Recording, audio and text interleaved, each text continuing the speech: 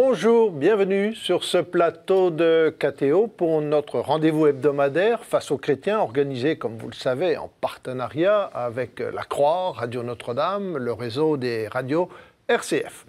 Nous accueillons aujourd'hui François Asselin, tout nouveau président, ça date de mercredi, président de la CGPME, la Confédération Générale des Petites et Moyennes Entreprises. En gros, c'est le patron des petits patrons.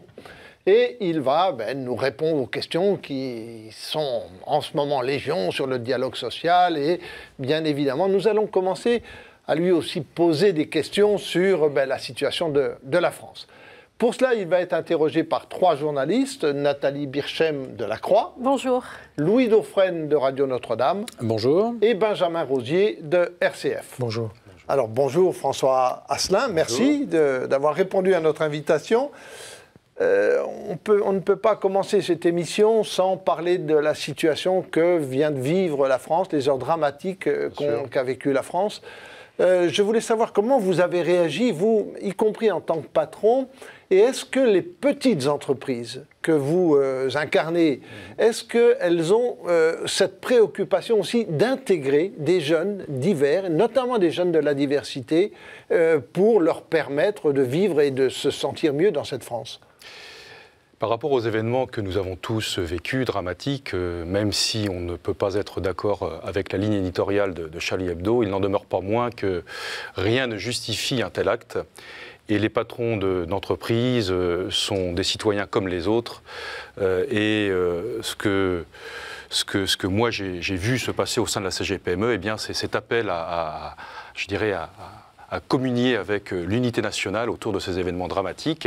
En tant que CGPME, nous avons bien sûr invité nos adhérents à s'unir à tous les Français, tout en sachant que le déplacement était à titre, personnel de citoyen. Nous ne voulions pas faire la course à celui qui aurait la plus grande pancarte. Je crois que là, c'était justement une occasion de se dire ce à quoi nous sommes attachés. Et finalement, moi, j'ai trouvé que ces gigantesques rassemblements avaient quelque chose de rassurant. Voilà. On sentait que les Français, finalement, prenaient conscience que nous avions un patrimoine commun qui était précieux, que nous étions attachés à notre culture. Ce n'est pas une question, de foi, de pratique, mais tout simplement que nous sommes à l'aise dans un pays qui a une culture judéo-chrétienne, qui a une architecture qui nous rassure, qui a des paysages qui nous rassurent, qui a une organisation sociétale qui nous rassure. Et tout cela, je pense que collectivement, à travers ces rassemblements, c'est rassurant. On sent que les Français sont prêts à se mobiliser pour, préserver ce patrimoine commun. Mais sur la question que je vous posais concernant les entreprises et l'intégration des jeunes, de la diversité,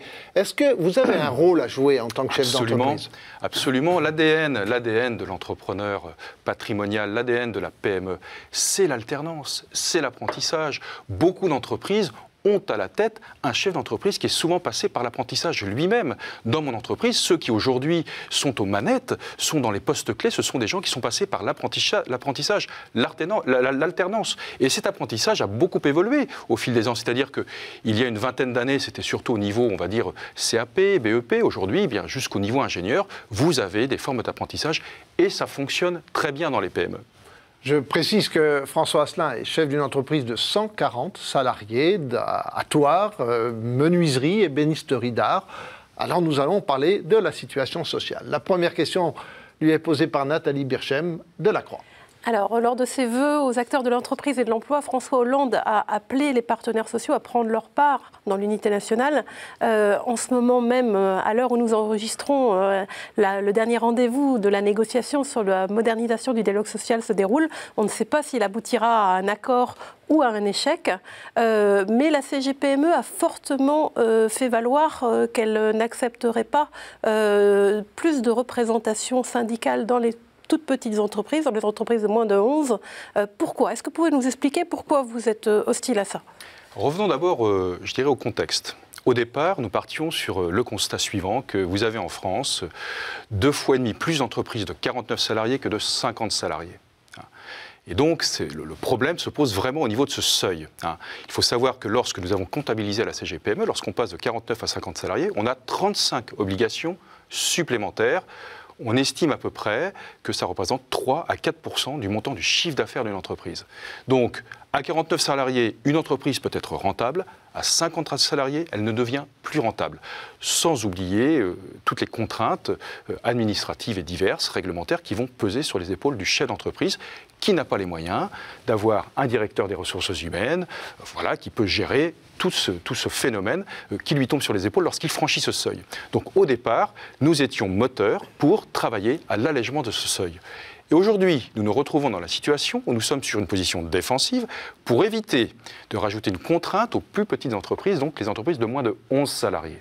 Dès le départ, nous avions dit à nos partenaires que c'était notre ligne rouge et que de dire que dans les entreprises, dans les petites entreprises, dans les toutes petites entreprises, il n'y avait pas de dialogue social, c'était mentir, puisque au quotidien, le dialogue social existe dans les TPE.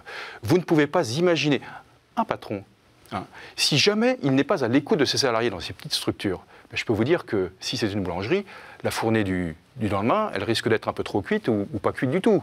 La distance du quart d'heure pour aller sur le chantier risque de prendre 1 heure. Donc au quotidien, dans les petites structures, le chef d'entreprise est au contact, est à l'écoute de ses salariés. Si jamais il ne l'est pas, je peux vous dire que la sanction elle est rapide. Ensuite, vouloir institutionnaliser le dialogue social, nous considérons que c'est tuer le vrai dialogue d'homme à homme qui existe dans ces petites structures. Donc pour toutes ces raisons, eh bien nous disions, mais vous vous trompez complètement de cible, le problème est vraiment le seuil des plus de 49 salariés et c'est là-dessus qu'on est prêt à être moteur. Nathalie.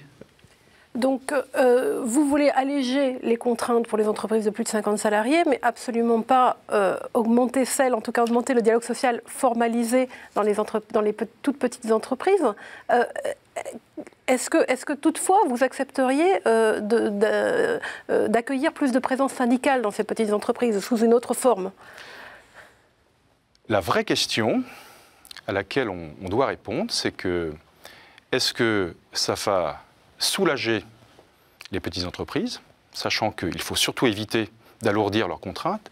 Et la deuxième question à laquelle on doit répondre, c'est est-ce que cela va créer de l'envie d'embauche?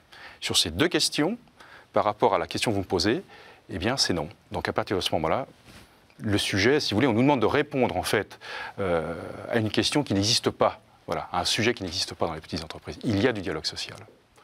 Une question de Louis Dauphin de Radio Notre-Dame. Sur ce point, que vous répond le gouvernement quand justement vous dites le dialogue social, de toute façon, il existe dans ces structures-là parce que sinon, elles ne seraient pas viables. C'est un postulat que vous énoncez, mais qui est sans doute inspiré de la réalité. Mais alors dans ce cas, comment expliquez-vous le fait que le gouvernement entreprenne une démarche de cet ordre-là? Qui veut dire que ça répond à un manque. Là, absolument pas. Là, vous rentrez dans le domaine qui, moi, chef d'entreprise de terrain, m'échappe un petit peu. C'est-à-dire qu'on a bien souvent une grande difficulté à se comprendre sur des situations, je dirais, de la vie réelle et des situations de bon sens. C'est-à-dire qu'aujourd'hui, malheureusement, beaucoup de monde, même parfois dans les grandes entreprises, ne savent plus ce qu'est une petite entreprise au quotidien. Et la vision extérieure que l'on peut avoir du dialogue social est extrêmement éloignée de ce que vivent au quotidien les salariés. Dire qu'il n'y a pas de problème, ça serait faux, bien évidemment. Dans toute, je dirais, structure humaine, dans toute communauté humaine, il y a des problèmes de tension.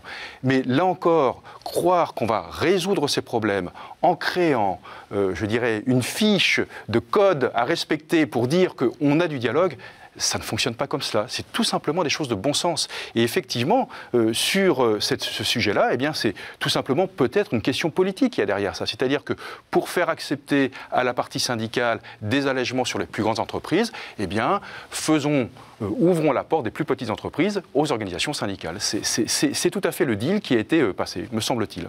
Une question de Benjamin Rosier de RCF. Donc finalement, vous appelez plus à la séparation, à un accord séparé pour les plus grosses entreprises, au-delà de 49 salariés. Mais pourtant, lui, Pierre Gattaz, président du MEDEF, souhaite qu'il y ait cet accord global. Il réfléchit de manière globale et il dit même la CGPME n'a pas le monopole de la représentation des PME. Alors que lui répondez-vous ?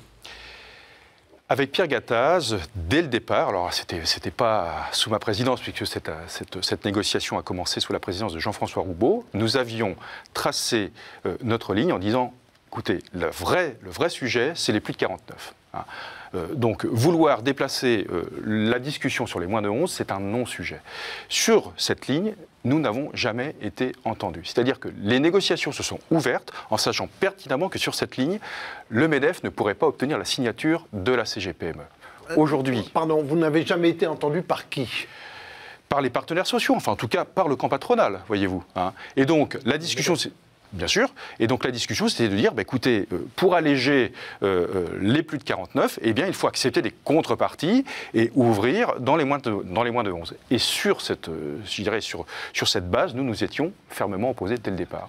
Et aujourd'hui, eh bien, que constate-t-on ? C'est toujours compliqué. En fait, vous avez le sentiment d'être victime d'un accord qui vous échappe. Ben absolument. Et je vous rappellerai que le MEDEF seul pourrait signer un accord. Hein, et donc, il a fait fi, effectivement, de la position de la CGPME. Le souci aujourd'hui, c'est que le MEDEF, lui aussi, a des entreprises comme les nôtres, patrimoniales, des petites entreprises. Et elles, qu'est-ce qu'elles disent au sein du MEDEF ? Il n'est pas question d'aller vers cet accord. Voilà. Donc, le problème s'est déroulé au sein même du MEDEF. Le choc de simplification, vous trouvez que l'initiative est contraire à ces dispositions que vous dénoncez ? Comment l'articulez-vous par rapport à ce qui a représenté une formule importante de l'année dernière ? Alors, ce choc de simplification est une bonne mesure. Je dirais qu'il faut faire confiance à la commission Mandon. Maintenant, c'est un ministre, secrétaire d'État. Je veux dire, il y a une vraie mission qui est intéressante. On l'accompagne. Hein. Mais effectivement, d'un autre côté, on est dans un plein paradoxe parce que vous avez des signes contraires. Et là, effectivement, vouloir rajouter une contrainte sur les moins de 11, c'est un message différent. Et puis, dans ce message différent, on peut évoquer le sujet de la pénibilité aussi. Mais quand vous le dites, que vous répondez-t-il ? Quand vous dites que c'est contradictoire avec le choc de simplification d'ajouter des contraintes aux petites entreprises ? Nous sommes dans un pays où les choses sont souvent cloisonnées. C'est-à-dire que lorsque est décidée une négociation dans le domaine économique, dans le domaine social, dans différents domaines, il n'y a pas vraiment d'étude d'impact qui est réalisée sur le tissu économique, quelle que soit la taille des entreprises. Donc aujourd'hui, la négociation a été lancée tout azimut sur une mesure du dialogue social dans laquelle il y a des contreparties réglementaires qui risquent de peser sur les plus petites entreprises. L'autre côté, je dirais, du gouvernement avec la mission Mandon est complètement cloisonné par rapport à cette négociation, tout simplement. Une question de Benjamin Rosier de RCF. Alors, on parlait du choc de simplification. On dit que souvent l'intention, c'est bien sûr inciter les entreprises à embaucher. Oui. Alors là-dessus, sortons un petit peu de ce dialogue social-là, de ces négociations.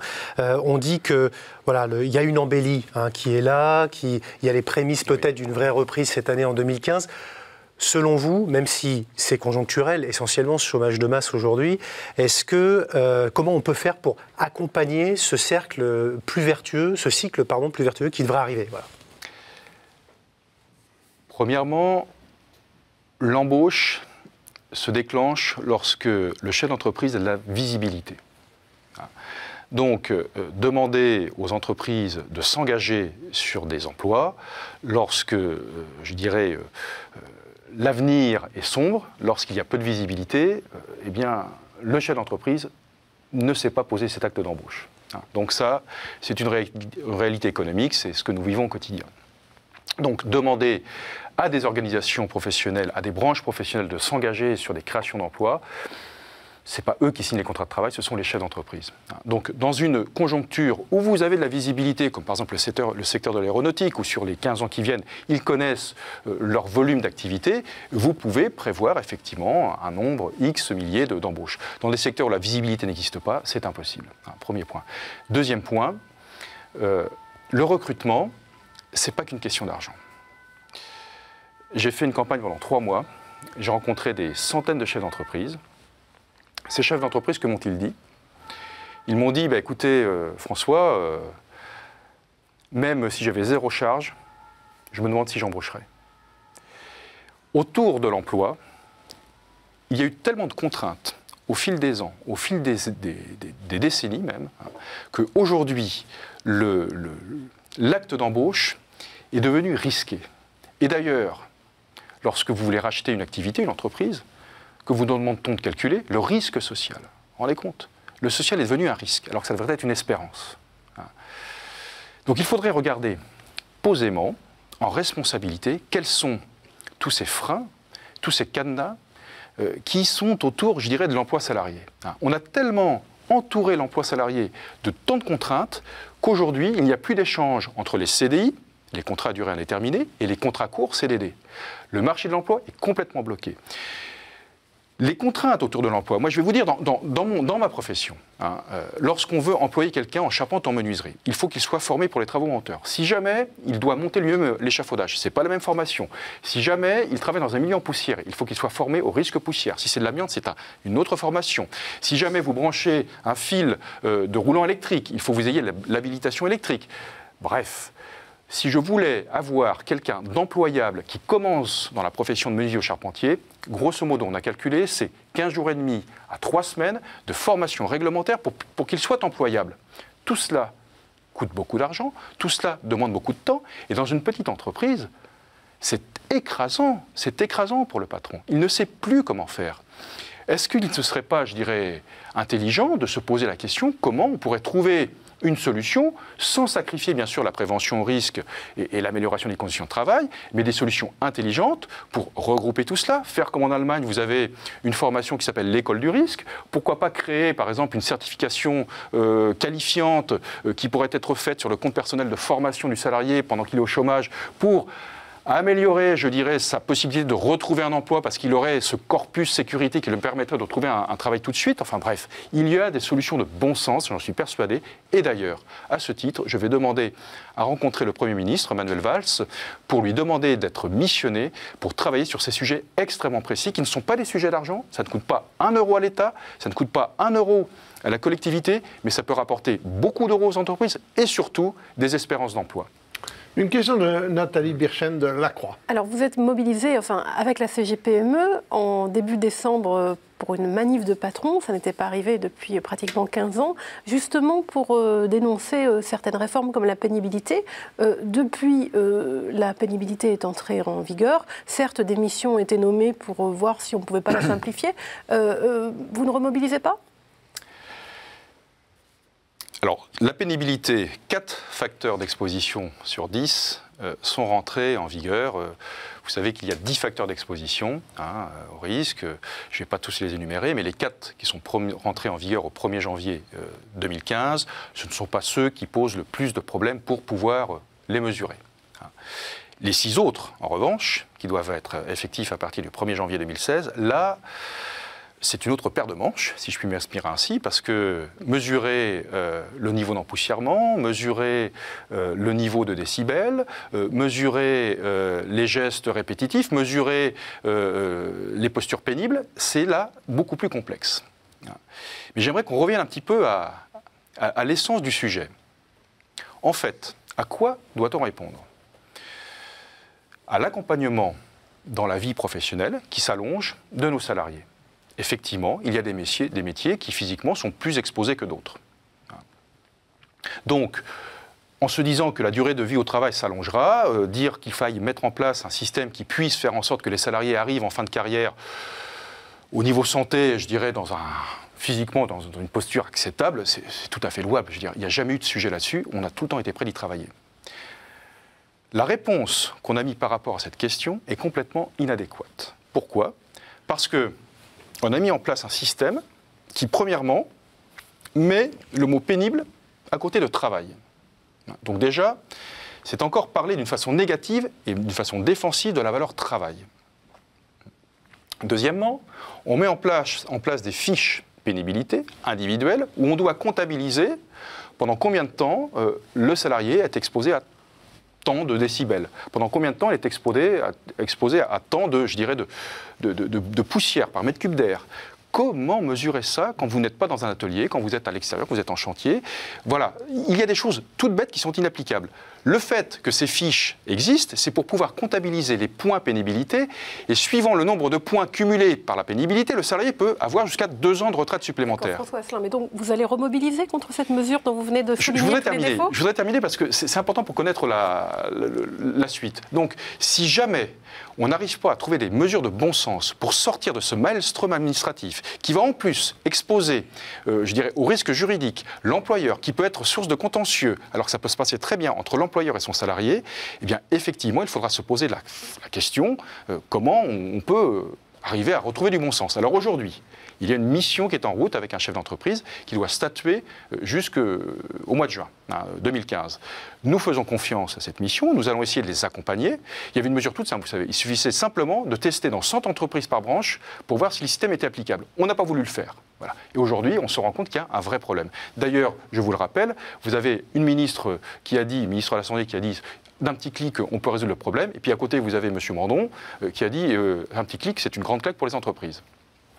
Merci. Nous allons faire une courte pause dans ce Face aux chrétiens pour passer à d'autres sujets. Il faut bien évidemment évoquer la loi Macron qui est en discussion. Donc on se retrouve avec François Asselin, le président de la CGPME, dans un court instant.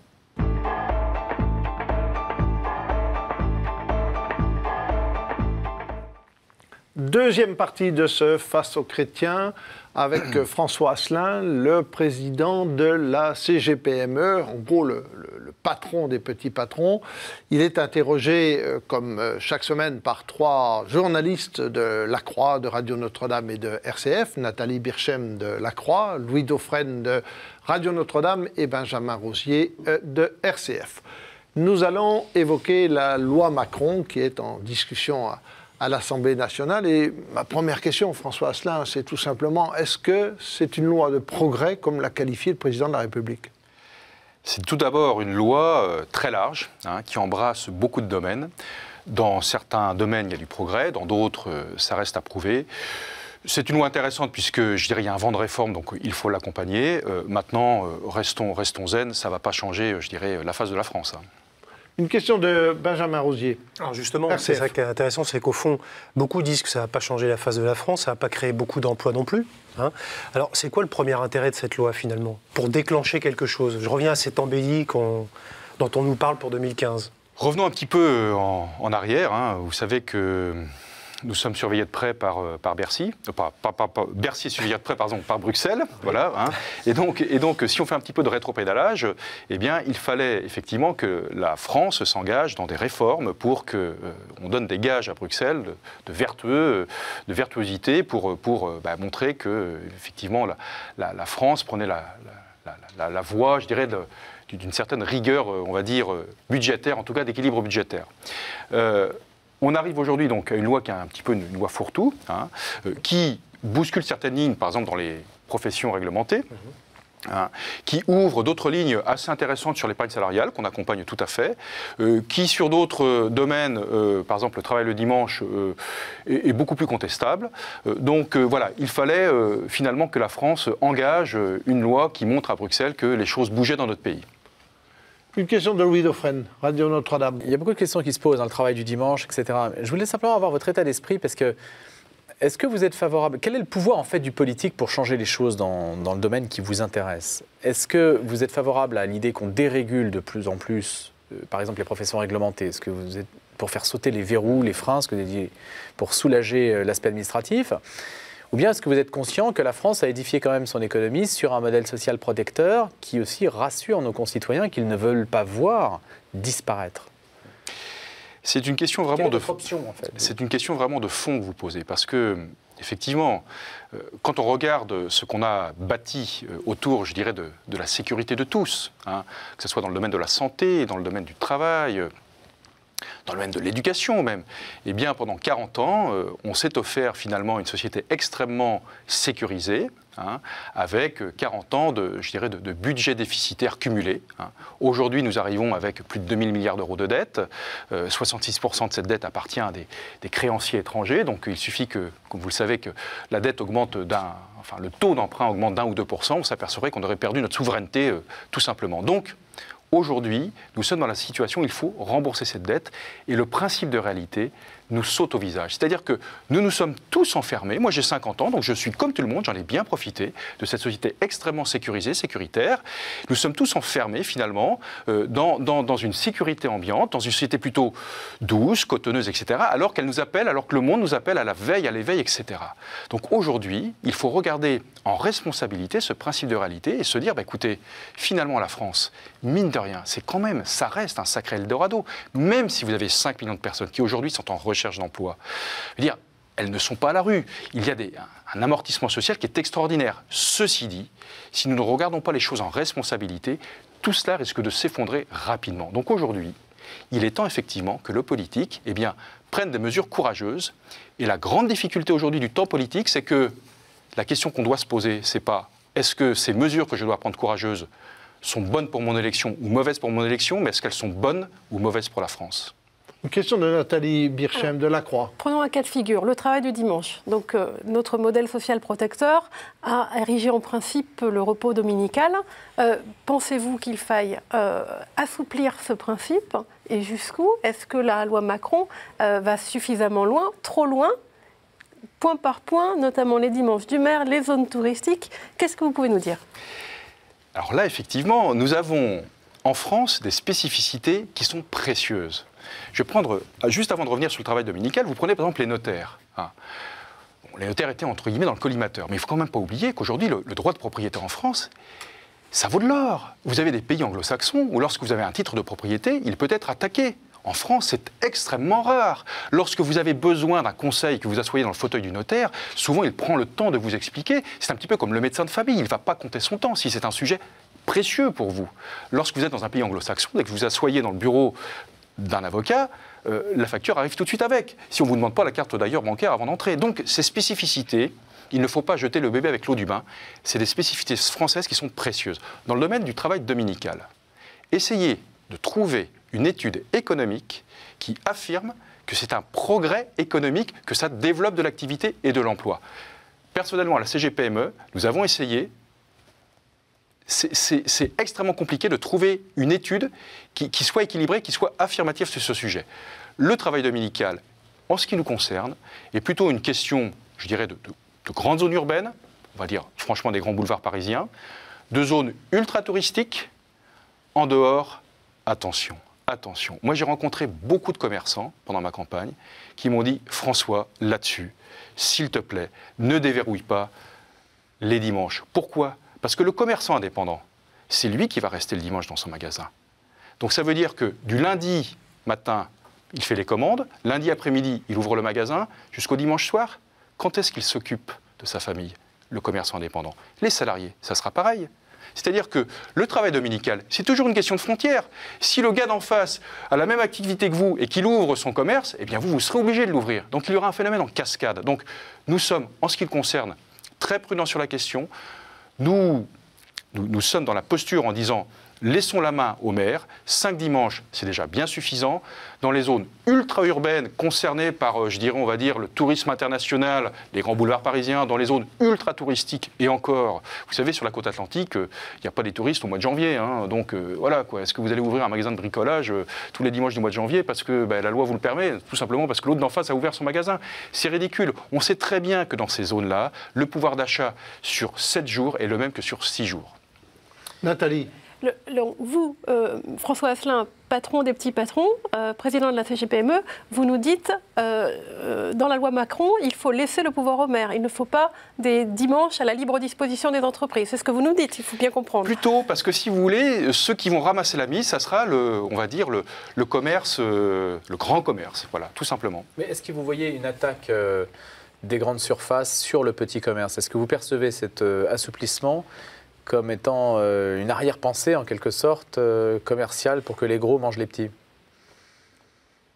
Voyez-vous, on a dans nos adhérents beaucoup de patrons, par exemple Système U, Intermarché, donc ce ne sont pas des petits supérettes.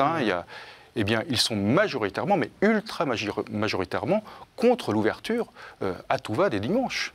Parce qu'eux aussi savent très bien que leur chiffre d'affaires, au lieu de s'étaler sur 6 jours, il va s'étaler sur 7 jours. Donc là, aujourd'hui, sur cette question, on en fait, je dirais, un emblème de développement économique. Je vous dis, allez chercher une étude économique qui permet d'affirmer que ça va créer des milliers d'emplois. Nous n'en avons pas trouvé. Une question de Benjamin Rosier, de RCF. Si on doit quand même trouver un point positif à cette loi Macron, la réforme des prud'hommes, peut-être ? Toujours dans cette simplification, un peu de déréglementation? La réforme des prud'hommes nous pose un petit souci. Nous sommes d'accord sur le fait qu'effectivement, il y a trop de délais entre, je dirais, le moment où on est en justice et le moment où on est convoqué, le moment où l'affaire est jugée. Donc il faut effectivement réduire ce délai.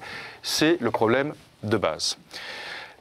La solution qui est apportée, c'est quelque part de faire disparaître cette justice de proximité entre gens qui connaissent bien le monde de l'entreprise, parce que je rappelle, la prud'homie, c'est un collège salarié, un collège patronal qui juge des affaires d'entreprise, voilà, qui juge l'intérêt d'un salarié face à un patron ou l'inverse. Ce qui est proposé, c'est de dire, comme il y a trop de délais, eh bien, on décale tout de suite l'affaire vers un juge répartiteur, qui sera un juge professionnel, qui, lui, ne connaît pas le monde de l'entreprise, et qui risque d'avoir, je dirais, une sanction extrêmement juridique et beaucoup moins humaine qu'elle n'existe aujourd'hui dans les prud'hommes. Un exemple tout simple. Lorsque vous avez une petite entreprise où le résultat annuel va être de l'ordre de 5-10 000 euros, vous savez, c'est pas plus souvent. Lorsqu'il y a un prud'homme et qu'il y a 4 salariés et qu'il y a un prud'homme avec un salarié et que le jugement risque de coûter à l'entreprise 20-30 000 euros, l'entreprise elle ferme. C'est-à-dire que les 2 autres salariés vont perdre leur emploi. Lorsque vous avez des juges prud'homaux qui connaissent le milieu de l'entreprise, ils savent équilibrer les choses. Non pas, je dirais, en évitant la réparation, il y a toujours réparation si jamais il y a une partie en faute, mais en tout cas en regardant le bien commun de tous. Et ça, nous voulons le garder. Louis Dauphren de Radio Notre-Dame. Donc c'est une fausse bonne idée, ça fait partie... on veut simplifier et en fait... La réforme. On sacrifie un acquis social, en réalité. C'est même pas un acquis social, là aussi c'est une belle spécificité française de laisser la justice à des gens de terrain. Ça fonctionne pas si mal que ça. Ce qui fonctionne mal, effectivement, c'est la durée de traitement. Donc regardons sur la durée de traitement, peut-être qu'il y a un problème au niveau du greffe, je ne sais pas. Mais alors pour reprendre ce que vous avez dit tout à l'heure sur les freins à l'embauche, par exemple, vous avez dit que même c'était pas forcément des questions d'argent. Non, bien sûr. Ce qui entoure la protection du salarié, pour vous, ce n'est pas une belle spécificité française? Il y a des choses qui doivent entourer le salarié, mais ces choses-là ne doivent pas être un frein à l'embauche. Les sujets que je vous expliquais, par exemple, tout ce qui concerne la prévention, ce sont des choses extrêmement lourdes pour le chef d'entreprise, surtout dans la petite entreprise. Je pense que tout en gardant la qualité de la prévention, de la qualité de vie au travail, etc., on peut trouver des choses beaucoup plus simples, beaucoup moins lourdes, beaucoup moins coûteuses et quelque part permettre l'emploi. Lorsque, par exemple, vous recrutez un salarié, vous récupérez tout son antécédent médical. C'est une très bonne chose pour le salarié. La difficulté pour l'employeur, c'est que si ce salarié, s'il embauche quelqu'un qui a 40 ans, et dans les 3 mois, il déclenche une maladie professionnelle, ça va être à ce dernier employeur de trouver une solution de reclassement à l'intérieur de l'entreprise, de payer, entre guillemets, la réparation de son parcours professionnel dont il devient l'héritier d'un seul coup. Mettez-vous à la place d'un patron de petite entreprise qui récupère un problème comme celui-ci, sans oublier la victime, parce qu'il y a une victime. Qu'est-ce qu'on ferait là alors, par exemple? Eh bien, il faudrait peut-être se poser la question, pourquoi pas la portabilité, par exemple. Est-ce que c'est au dernier employeur de récupérer, je dirais, tout l'antécédent médical? Est-ce qu'il n'y a pas un système de portabilité? J'ouvre le débat, peut-être que ce que je suis en train de vous dire est ridicule, mais en tout cas, il faut ouvrir le débat, parce que lorsque vous avez ceux qui emploient, ceux qui créent, je dirais, de l'emploi, ceux qui vont signer le contrat de travail avec le salarié, ce sont avant tout des patrons. Donc, si ces gens-là, on ne leur donne pas l'envie d'embaucher, qu'est-ce qui va se passer dans notre pays? Il faut bien résoudre le problème du chômage. Un peu d'explication. La portabilité, c'est quoi? La portabilité, c'est-à-dire que faire en sorte que ce risque ne soit pas uniquement sur les épaules du dernier employeur, mais peut-être mutualisé et appartient, entre guillemets, au salarié lui-même. Il y a un conflit en ce moment qui a l'air d'être bloqué, c'est celui des chauffeurs routiers. Au moment où je pense qu'une partie de l'opinion ne comprend pas, l'essence baisse et on voit un conflit et une absence de dialogue. Quelle est votre analyse de ce conflit? Le secteur routier, vous avez environ 50% aujourd'hui des entreprises du secteur routier qui ne sont pas bénéficiaires, qui perdent de l'argent.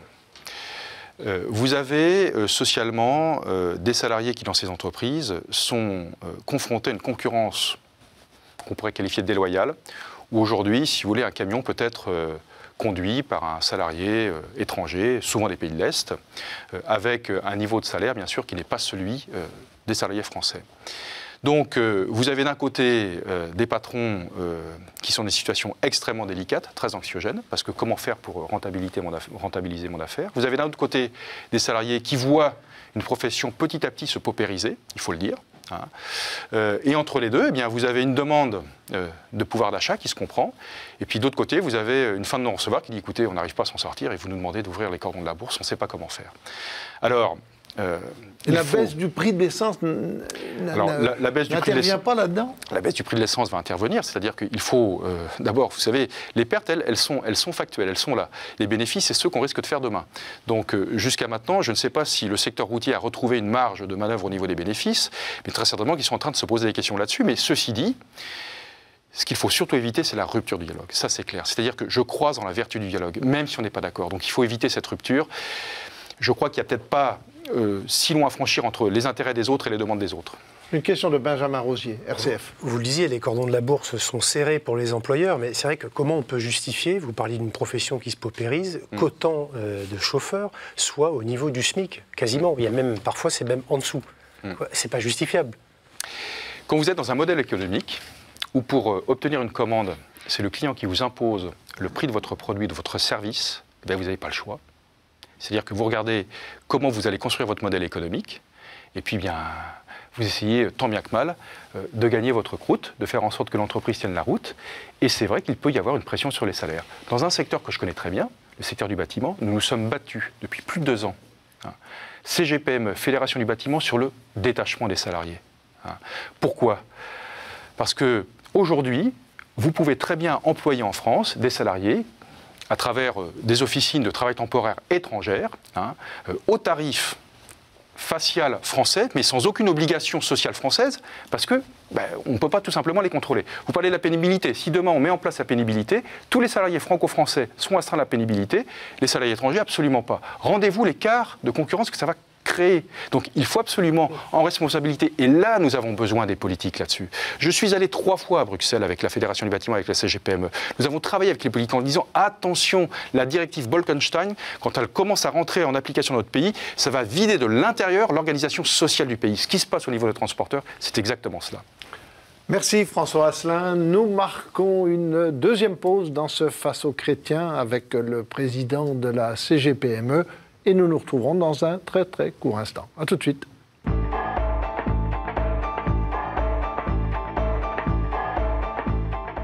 Retour sur ce plateau de KTO pour la 3e partie de Face aux chrétiens avec François Asselin, président de la CGPME, qui est interrogé par Nathalie Birchem de La Croix, par Louis Dauphren de Radio Notre-Dame et Benjamin Rosier de RCF. Nous allons maintenant parler du dialogue social. On l'a déjà évoqué en début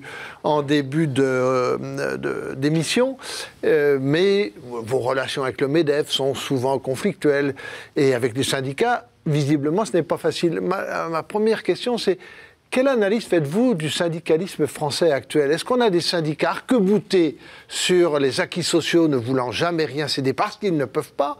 Ou est-ce qu'on a des syndicats relativement ouverts à la négociation? Nos relations sont plutôt cordiales, bonnes. Oui. Je dirais que lorsqu'on discute les uns les autres, on ne s'invective pas. Voilà. Donc c'est des relations tout à fait correctes d'homme à homme. Par contre, la lecture que nous faisons du monde est souvent radicalement opposée. Voilà. Et c'est souvent cette fracture qui est dure, je dirais, à colmater. Effectivement, il y a des sujets sur lesquels c'est absolument impossible d'avancer. Si on regarde la négociation actuelle sur le seuil des 49-50, franchement, à l'échelle de l'histoire, on va dire, sociale de la France, c'est des toutes petites choses. Et regardez combien c'est difficile d'avancer sur des choses comme celle-ci. Donc si vous voulez, la lecture qu'on se fait de la situation est radicalement différente. Oui. Mais pourquoi, à votre avis, c'est aussi difficile d'avancer de leur côté? Quelle analyse vous en faites, vous? Je crois qu'au fil des ans, de négociation en négociation, de compromis en compromis, nous sommes dans une logique de donnant-donnant. Donc chacun a donné, d'un côté comme de l'autre, mais je pense qu'effectivement, le corps des entreprises a beaucoup donné. Et aujourd'hui, nous sommes dans une situation où tout est bloqué, cadenassé, et là, il faudrait accepter vraiment de revoir complètement les paradigmes, de se dire, bien ça, effectivement, il faut l'abandonner. Ça fait partie des avantages acquis, mais ils ne vont pas rester, je dirais, acquis très longtemps, parce que si on ne bouge pas, se posera tout simplement dans plein de domaines une question de financement, tout simplement. Une question de Louis Dauphren de Radio Notre-Dame. Je voudrais que vous nous expliquiez vos relations avec le MEDEF. Est-ce qu'elles ne sont pas difficiles en vertu de ce que vous avez expliqué tout à l'heure, le rapport au territoire, à l'Union européenne, à des directives qui vous concernent au premier chef et qui ne sont pas regardées du tout de la même manière par le MEDEF? Est-ce que finalement il n'y a pas une ligne de partage sur l'Europe par exemple, ou plutôt sur l'Union européenne pour être plus précis, et puis sur des aspects de la dérégulation mondiale qui vous concernent, vous touchent beaucoup plus que d'autres, peut-être que de grandes entreprises du MEDEF qui en ont déjà fait leur religion, si je puis dire? À la CGPME, ma mission n'est pas très compliquée puisque je n'ai pas de grand écart à faire entre, je dirais, les petites entreprises et les toutes petites. Voilà. On est, je dirais, dans l'immense majorité, pétris de la même chose. Nous sommes des patrons patrimoniaux, incarnés dans un territoire. Très souvent, le chef d'entreprise vit à l'endroit où est le siège social de son entreprise. Il connaît son maire, il connaît ses salariés. Effectivement, bon, dans la grande entreprise, eh bien, le pouvoir est souvent délocalisé, l'actionnariat est multiple, il peut être même international. Vous avez des usines qui sont parfois dans le monde entier. Donc, les questions ne sont pas tout à fait les mêmes, et les problématiques non plus. Donc, effectivement, le MEDEF a une position parfois beaucoup plus délicate sur certains sujets parce que, bien, il doit accompagner de grandes entreprises. Et il faut se louer en France d'avoir des champions du monde. On en a besoin. Hein, il faut les soutenir. Mais parfois, les intérêts de ces grandes entreprises ne sont absolument pas les sujets des plus petites entreprises, effectivement, qui, elles, sont incarnées dans leur territoire. Et effectivement, la fracture, souvent, s'organise là-dessus. Et nous sommes des chefs d'entreprise patrimoniaux, c'est-à-dire que nous ne sommes pas nommés par un conseil d'administration. Souvent, nous y avons nos économies, mais plus que ça, notre famille, notre maison, enfin vrai, tout est imbriqué. Donc effectivement, nous ne parlons pas des fois tout à fait des mêmes choses et des mêmes réalités. Mais l'option libérale choisie par l'Europe quand même, oui. Est-ce que c'est quelque chose, vous dites tout à l'heure, ça va faire sauter des verrous et c'est bon pour nous? Ou est-ce qu'au contraire, ça fait le jeu des plus gros, de ceux que défend le MEDEF? La CGPME a tout le temps été pour l'Europe. Une fois qu'on dit ça, on ne répond pas à la question. C'est-à-dire que si vous me posez la question, est-ce que vous seriez pour sortir de l'euro? Absolument pas. Ce qu'on constate, c'est que vous avez des pays qui, avec la même monnaie, s'en sont mieux sortis que nous.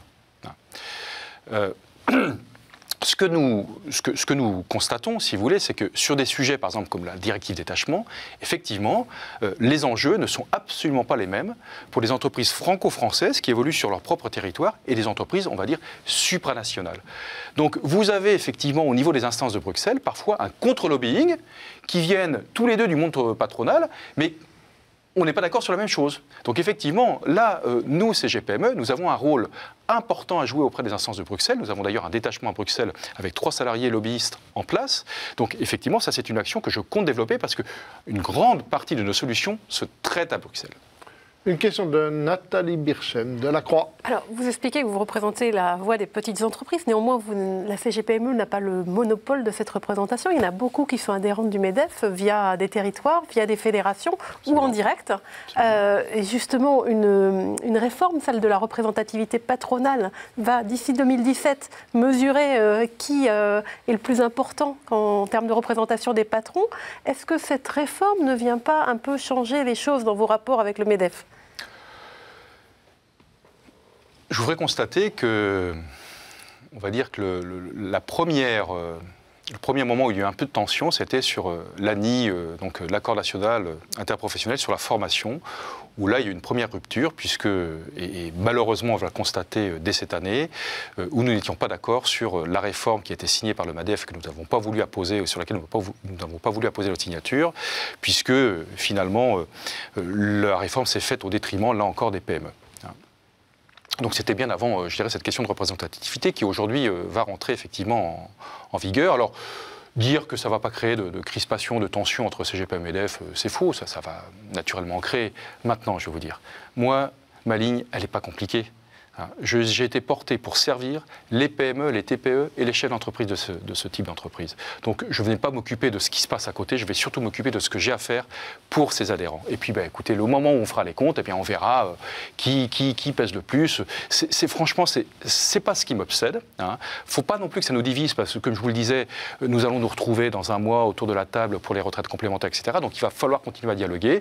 Et puis quand on fera la pesée, on pèsera. Voilà. Et puis 15% des entreprises sont syndiquées en France. Donc vous voyez, les parts de marché sont grandes. Une question de Benjamin Rosier de RCF. Alors justement, vous parliez d'avenir. Quels sont vos gros combats pour l'avenir? Là, vous parliez de formation, il y a l'emploi, il y a la modernisation du dialogue social, certes. Il y aura aussi la représentativité. Mais voilà, quels sont vos gros combats? Vous êtes le nouveau président de la CGPME. La CGPME, je veux mettre en route la CGPME dans le sens où je veux qu'on devienne une vraie force de proposition. Nous avons été un petit peu sur la défensive par rapport à l'actualité, par rapport au sujet qu'on nous impose, tout simplement parce qu'il y a des caisses qui sont vides, il faut les remplir, qu'est-ce qu'on fait? Ce que je voudrais, c'est qu'on engage vraiment une réflexion de fond au sein de la CGPME sur 3 principes. Sur 3 principes, c'est peut-être accepter un petit peu moins de sécurité dans le domaine économique pour retrouver la liberté. Deuxièmement, encourager la prise de risque plutôt que de la sanctionner. Qu'est-ce qu'on pourrait imaginer comme mesure pour encourager ceux qui acceptent de prendre des risques dans ce pays? Et troisièmement, surtout, parlons positivement de la valeur travail. Nous sommes trop sur la défensive, trop sur, je dirais, un côté, on va dire, négatif de la valeur travail. Le travail peut être aussi apprentissage, transmission, victoire d'équipe. Il faut vraiment remettre la valeur travail du côté positif. Est-ce que ça veut dire qu'il faut bouger sur les 35 heures? Les 35 heures, vous savez, aujourd'hui en France, ne sont pas un problème d'organisation dans les entreprises françaises, parce que beaucoup d'entreprises françaises font plus de 35 heures. La difficulté, c'est que l'heure supplémentaire est déclenchée à partir de la 35e heure. Donc, quand on fait des heures supplémentaires en France, elles sont plus coûteuses que lorsqu'on les fait à l'extérieur. Donc, regardons les choses posément. Deuxièmement, lorsqu'on dit qu'en France, la productivité est plus importante qu'à l'extérieur, ça, moi, je ne sais pas trop comment le calculer. Ce que je constate, c'est qu'en nombre d'heures annuelles, vous avez en France à peu près 1400 heures, 1600 heures travaillées en France pour 1848, je crois, en Allemagne. Donc, effectivement, nous avons sur l'année un nombre d'heures travaillées qui est inférieur aux pays étrangers. La question qu'on pourrait se poser, c'est comment faire sauter ce plafond de verre sans que ça soit un drame, ni pour les salariés, parce que pas question qu'ils perdent du pouvoir d'achat, ni pour les chefs d'entreprise parce que les marges sont réduites, ni pour l'État parce que l'État est impécunieux. Voilà. Et si on arrive à trouver des choses un petit peu fines, je pense qu'il y a une voie de sortie. Parmi vos 3 principes, vous avez dit encourager la prise de risque. Oui. C'est quoi ça? Expliquez-nous. Alors, encourager la prise de risque. On ne peut pas s'en sortir dans ce pays, on ne s'en sortira pas sans la réussite du secteur marchand. Le secteur marchand, c'est qui? Ce sont des chefs d'entreprise qui, un jour, des personnes, ont posé un acte, je dirais, audacieux de se mettre à leur compte ou de reprendre l'activité d'une entreprise. Ces gens-là, avec leur potentiel, s'ils réussissent, vont entraîner beaucoup de monde autour d'eux. Ils vont créer de l'emploi, ils vont créer de l'embauche. Si, autour de ces gens-là, vous avez un environnement qui est anxiogène, qui sanctionne la prise de risque plutôt que de l'encourager, eh bien, vous tuez l'initiative, vous tuez la création et derrière, vous allez tuer l'emploi. Il y a de l'anthropologie. Concrètement, ce serait quoi? Concrètement, lorsque, par exemple, vous avez un contrôle URSSAF, eh bien, on va regarder si vous avez 50 salariés, si vous avez fait votre négociation annuelle obligatoire, si vous avez mis en place votre plan égalité homme-femme, votre plan senior, tout ça est très bien. Si vous ne l'avez pas fait ou si vous l'avez mal formalisé, vous risquez 1% de pénalité sur la masse salariale. Si à côté, cette même entreprise a fait par exemple une démarche RSE ou GPEC, donc des démarches managériales tout à fait positives pour son corps social, on va dire, le contrôleur en a fichtrement rien à faire. Ce n'est pas sa mission. Si jamais, imaginez que demain, cette même entreprise, on lui dise, écoutez, vous avez des démarches vertueuses, je ne vous sanctionne pas, au contraire, je vous donne 1% de ristourne sur la masse salariale. Et bien là, je peux vous dire que plutôt que de se sentir puni, on se sentirait encouragé. Vous voyez, c'est changement d'état d'esprit. Une question de Louis Dauphren de Radio Notre-Dame. Vous avez choisi le russe comme 3e langue de votre site internet. Vous êtes aussi implanté aux États-Unis. Oui. La Russie, c'est un Eldorado pour nous, normalement? Ça l'était. Lorsqu'on a décidé effectivement de traduire notre site et nos outils marketing en russe, c'est qu'il y a 5 ans, nous avons essayé de pénétrer le marché russe, ma foi avec très peu de succès. Et là où nous commencions à débuter, eh bien, c'est passé la guerre avec l'Ukraine, enfin les tensions, et puis derrière la chute du rouble. Donc là, je vais vous dire que tout est à l'arrêt. Ceci dit, le site, eh bien, il est en russe, on le laisse pour l'instant. Si jamais ça repart, tout est prêt. Nathalie Birchem de la Croix. Donc vous avez tenté de pénétrer le marché russe, vous êtes très implanté aux États-Unis, je crois aussi en Asie. Est-ce que toutes les entreprises, en particulier les PME, doivent forcément s'internationaliser? Oui, parce que le monde appartient à tout le monde, c'est une chance. Voilà. Alors, on n'y va pas comme ça, la fleur au fusil, ça s'organise, ça, voilà. Mais bien sûr, et je compte bien d'ailleurs à la CGPME développer le pôle international d'une façon, j'espère, la plus efficace possible, parce qu'effectivement, nous avons là encore des vraies spécificités françaises qui sont aimées des pays étrangers. Notre culture est une culture qui est rayonnante, qui est extrêmement appréciée des pays étrangers. Et ça, je peux très bien vous en parler au niveau des États-Unis. Eh bien, merci de ce message optimiste pour terminer ce Face aux chrétiens avec François Asselin, le président, tout nouveau président de la CGPME. Merci d'avoir consacré votre première émission, votre première intervention médiatique à Face aux chrétiens. Nous en sommes très heureux. Et nous nous retrouverons dans une semaine. Si vous avez pris cette émission en cours, vous pouvez la retrouver dans son intégralité sur les sites de KTO, de La Croix, de Radio Notre-Dame et de RCF. Et à la semaine prochaine.